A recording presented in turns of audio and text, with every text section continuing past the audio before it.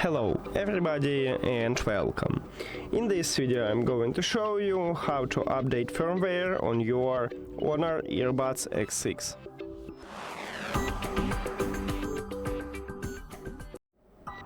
To do this, you need to firstly open HONOR AI Live application, and of course you need to add your earbuds to the app. If you did it, you will see them at the device list. Tap on your earbuds and then right here go to update, and then at the bottom click check for updates.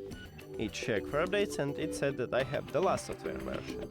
If you haven't, just install a new one, and that's it. Thank you for watching this video. If you found it helpful, please consider subscribing to the channel and leave the like on the video. See you later.